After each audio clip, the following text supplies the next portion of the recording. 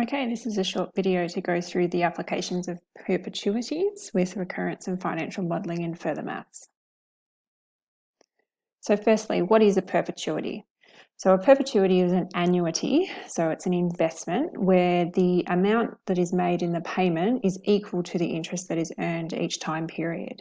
So this means your balance is always remaining constant and the investment will go on in perpetuity or forever. So often we see these in terms of for scholarships. So the balance always remains the same, it never runs out, and the amount that is withdrawn each time period is just equal to the interest that is earned by the bank or that the bank has paid you. So a key formula that we need to know, we're looking at much like a simple interest or a flat rate, even though it's a compounding period. So we are using this little formula to find D, where R is our interest rate per annum and V0 is our initial amount. So remember, if our interest rate is per annum but it's compounding monthly or the payments are quarterly, we adjust that rate by dividing it by the number of time periods per year. So the first example here, we have Michael decides to set up an annual music scholarship. To fund the scholarship, he invests in a perpetuity that pays a rate of 3.68% per annum. If he invests $50,000, how much will the scholarship pay out annually? And so this is just simply using that formula for D. So if we know D is our payment amount and we've got 3.68% per annum and it's paying annually, and so we multiply that by our initial amount, by the investment of 50,000, and we get 1,840. So his scholarship will pay out annually $1,840. Continuing on from that, if Michael wishes to provide an annual scholarship of $2,500, how much should he invest in the perpetuity? So again, we can use that formula for D. This time we know the D, the payment amount we want is $2,500. Our rate is still 3.68%, but this time we want to know, well, what should that initial amount be? And so at this point, you would jump to your calculator and solve this equation that we've set up here and find that our initial amount is 67934.7826. Remember, always write to a few more decimal places, and therefore he should invest $67,934.78. Finally, if Michael decides he can only invest a maximum of $60,000, what is the minimum interest rate that would still allow a payment of $2,500 to be awarded indefinitely? So if you see that wording indefinitely, we already know we're working with a perpetuity here, but that would really make sure that you understand that you need to work with a perpetuity. And if you're worried about rounding up or down, you want to make sure that you're not reducing that balance at all. So in this case, we know our payment is still $2,500. We need to find out what is the interest rate if we're able to invest $60,000. And again, we would jump to our calculator and solve, and we would get a value of R being 4.1667. It's actually, I think, 666 recurring. And so therefore, we would say our minimum rate would be 4.17% per annum.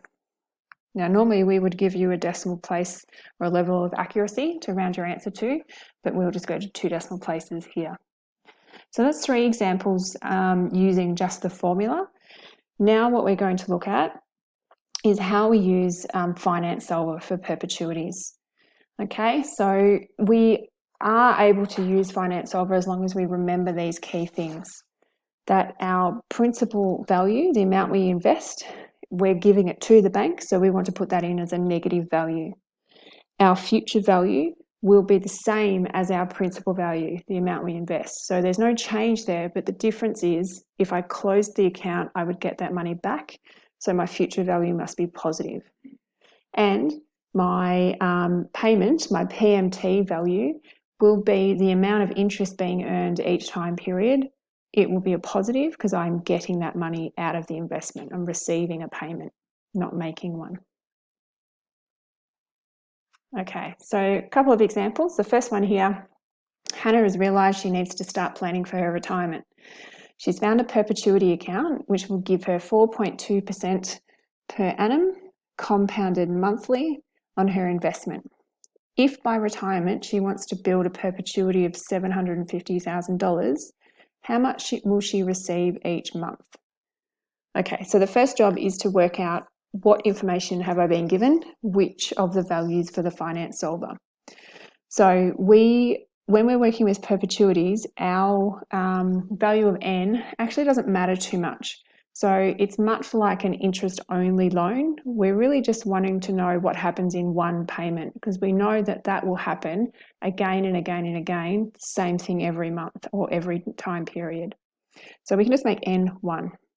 Our interest rate, we've been told, is 4.2% per annum. We want to invest our $750,000. So we're giving it to the bank, so negative $750,000. And our balance will be $750,000 again at the end of that month. And monthly, so payments per year and compounds per year, both 12. And so in this case, we're going to solve for what is the payment? How much will she receive each month? So we'll jump to our calculator now. Okay, so in our calculator, we're going into our finance and finance solver menu and popping in the information that we had. So one time period, 4.2%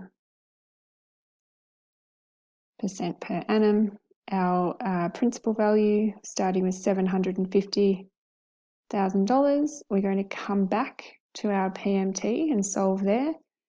Our future value, we want to again end up with $750,000. And our payments and compounds per year, both at 12. Okay, and going back to solve at PMT, pressing enter, and we're getting our regular payment there of $2,625.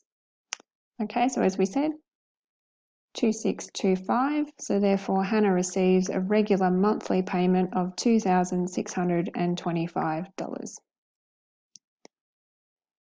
Our next example here, different one. So a school wishes to award a scholarship to encourage STEM applications. It has $30,000 to invest and wishes to have a scholarship of $2,800 per year paid to one student.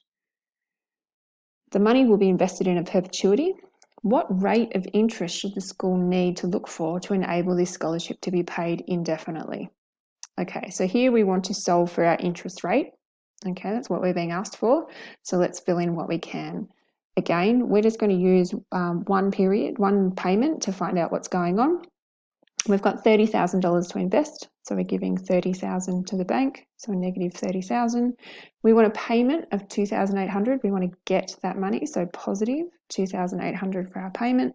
And again, our future value, same value but positive to our initial, so $30,000 there. And this time it's being paid per year, so one compounding and one payment per year. Okay, so just going back into our finance solver and putting in that new information. So again, one payment, we're trying to find that interest rate, so we'll come back to that.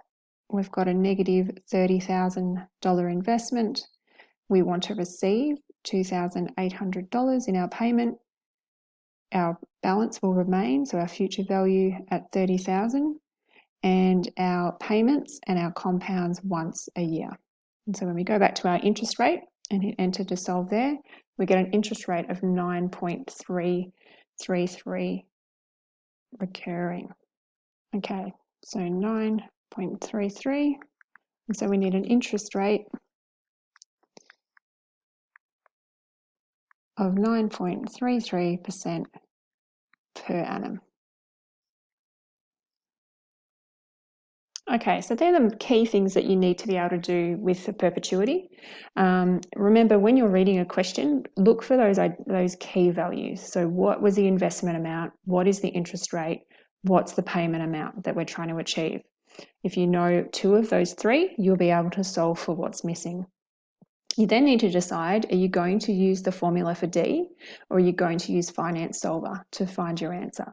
It's possible to use either, and it is up to your personal preference. Sometimes a question will direct you to do one or the other, but most often you get a choice. So pick the one that you feel more comfortable using.